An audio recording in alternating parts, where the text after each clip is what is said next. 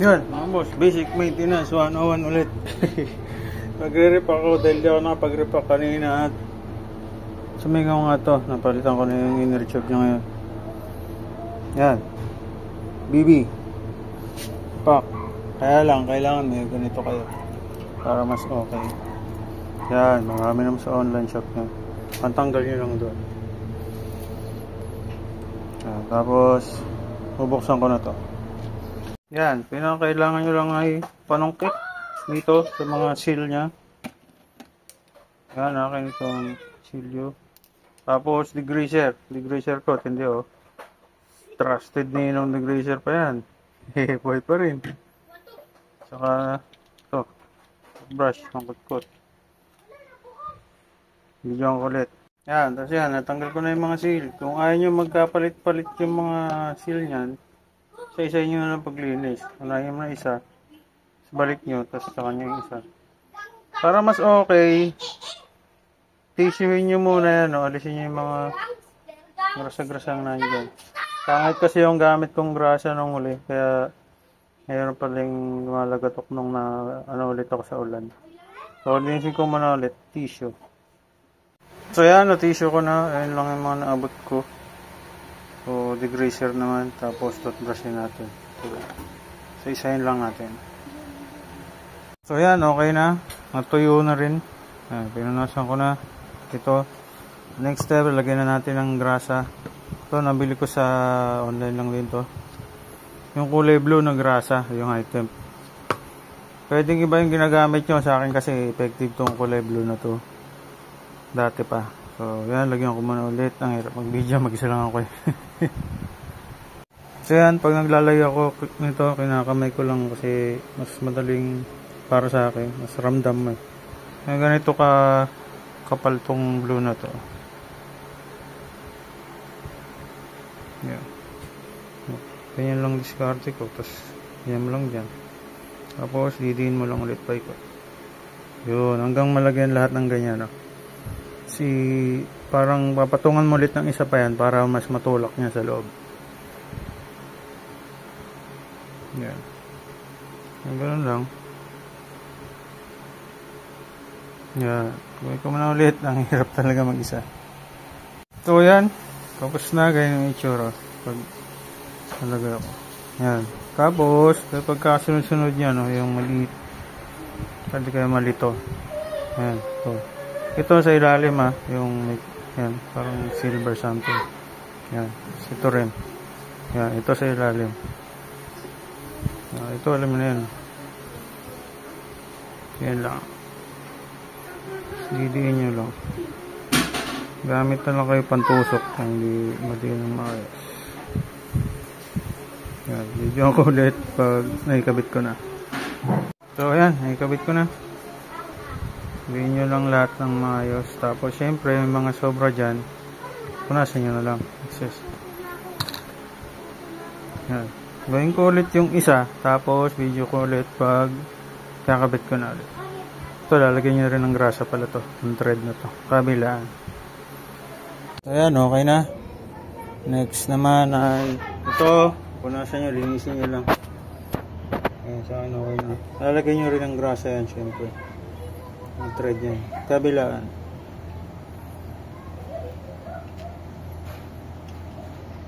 So ayan na. Lagyan ng grasa kabilaan. Dito naman sa pagkabit nito, di naman kayo malilito dito kasi may nakasulat naman tong left or right. Ayan o, kita nyo. Right. Tapos may arrow siya na pakaliwa. Sabihin, pakaliwa yung paghigpit niya. Ayan, yun natin.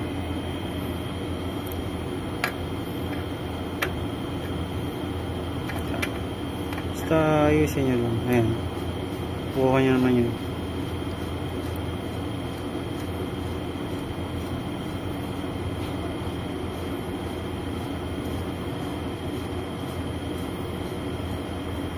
Yun lang. Antay. Tapos higpitan nyo lang konti nung ito. Yung tool natin. Yan. Tapos dito naman meron din naman left and right to. Hindi rin kayo malilito dito. Ayan o. Left, right. Itong o-ring, lagyan nyo lang din ng konting grasa. Ayan, kabila na o-ring nyo. Bago nyo isalpak. Ayan, ito nga pala, nakalimutan ko. Itong thread, lagyan nyo na rin ng grasa. Yung thread nya. Ayan. Tapos ito, salpak lang naman dito yan. Yung kanan to, hanapin nyo kung saan side yung right. Ayan, right ito. So, ito. Yun lang yun. O, diba? Salpak lang na ganun. Tapos, pasok nyo na dun. Ayan. Kabila, ganun din. Lagyan na rin ng grasa yung pinaka-thread. Ayan. Ayan. Ayan. Hand tight lang. Tapos, takutan nyo lang ang tipan nito. Ganun lang, kabila.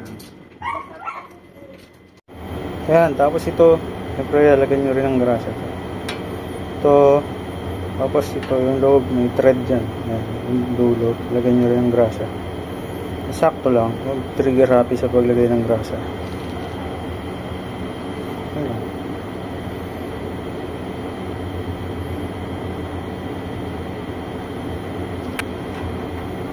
Kalat nyo na lang ngayos. Ganun, dagdagan. Tapos dito sa loob. Sakto lang ito. Bago nyo isalpak. Yan, okay na. Paikot, yung thread sa loob, meron na rin. Salpak nyo lang yun. Alam nyo naman yan, itong may chain ring sa kanan, syempre. Yan lang eh. Yan.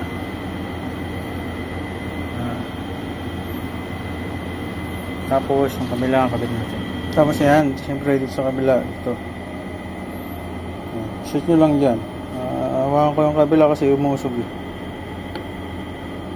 Dapat, syempre yung nakababa, itong isa pataas. Teka, hawakan ko lang kasi umusog. Yun nga.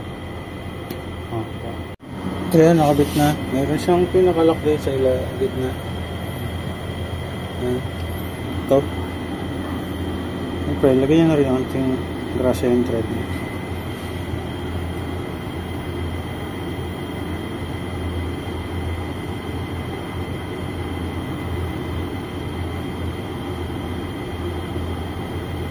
Ayan, tapos ito. Alin. Yung pinakamalaki dito sa pag meron kayong ganitong multi-tools.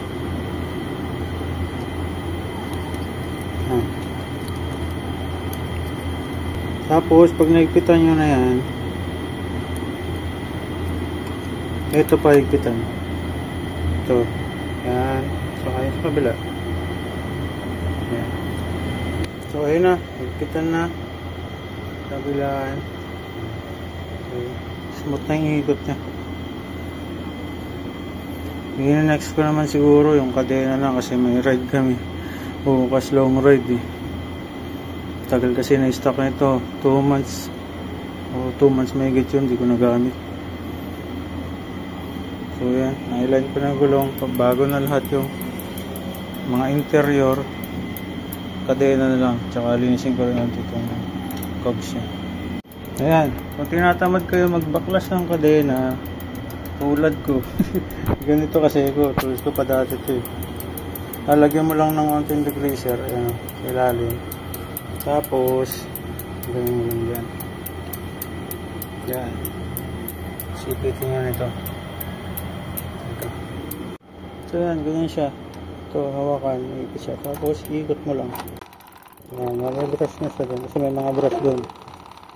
Yan lang, ikutin lang ikutin. Pag kontento ka na, di tama na.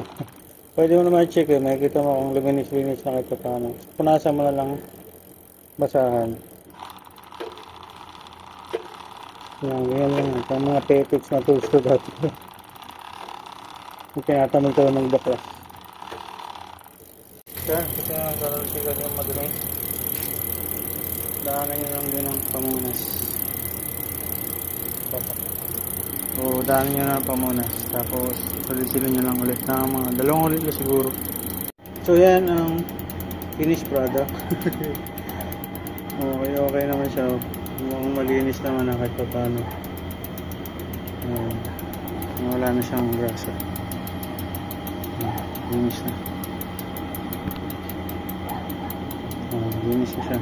Ang kamay ko lang yung madumi. So yun lang mga boss. Wala lang ako mag-maintenance. Simple lang. Para sa mga newbie na makakapanood nito, na gusto mag-DIY, ganun lang ginagawa ko.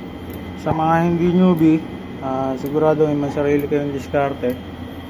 Mga mas effective sa inyo. Sa akin kasi kaya ganito ginagawa kong diskarte, mas effective sa akin yung ganito. Subok ko na. Tagal na. Since 2017, ganyan na ginagawa ko. Fat bike pa gamit ko nun. So, yan. Mukhang malinis naman siya. Diba? Pang tamad. Ayan na. Punasan ko lahat tong cogs. Okay na yan. Sana nakatulong sa inyo mga boss.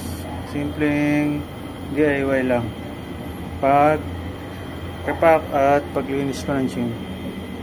Yan, syempre, huwag nyo kalimutan lalagyan ng lube. Ito gamit ko dati pa. May mga lumalabas na mas maganda, pero ito lang ginagamit ko. Hindi naman ako makakarere. So, ganyan lang ako maglagay. Mga 3 cycle lang. Tapos iikutin ko na lang siya. Patin na natin. Yun. Tapos paikutin ko na lang siya. Ikot-ikot. Tapos ililipat-lipat na yung gear hanggang dun sa taas. Yan. Siyempre hindi ko mabibidyo mag-isa yun. Sa ako ganun lang. Paikutin ko, lipat-lipat ko yung gear sa taas. Siguro mga 2, 3, 4 na balik. Ganun. Yan lang.